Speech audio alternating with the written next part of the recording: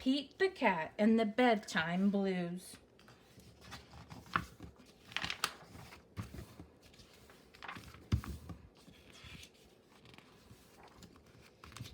Pete and the gang had a great day. They'd been at the beach, surf and sun, and tons of fun. But when the sun went down, they didn't want the fun to end. Pete had an idea. Hey, how about a sleepover? More time for tons of fun. Groovy. Pete's Place, let's go. The party was far out, but they knew they couldn't stay up all night. The gang decided it was time to say good night.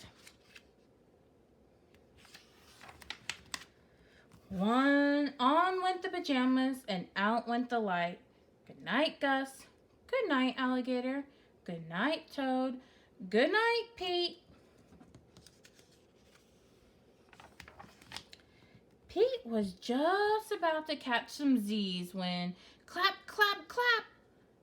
Who did that? Pete asked. It was me, said Grumpy Toad. I don't want to go to bed. I want to clap instead. Pete covered his head. This cool cat needs to go to bed. Good night, Gus. Good night, Alligator. Good night, Toad. Good night, Pete. Time to sleep. Pete tried again to catch some Z's when rat-a-tat-tat. Who did that? Pete asked. It was me, said Gus the Platypus. I don't want to go to bed. I want to jam instead. Pete covered his head.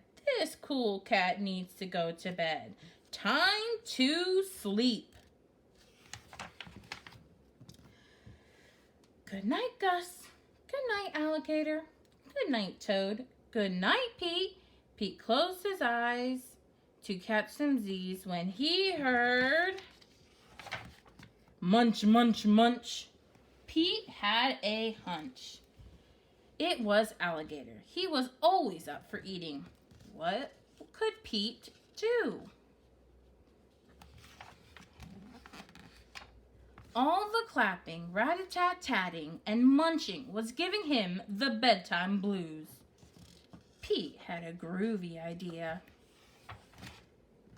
He got out his favorite bedtime story and started to read, first to himself and then to the gang. Pete the Cat and 10 Little Monsters. Pete noticed it was finally quiet.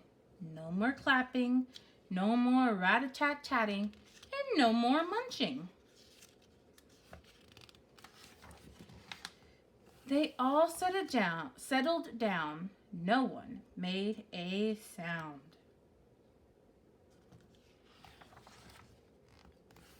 Pete yawned and turned off the light.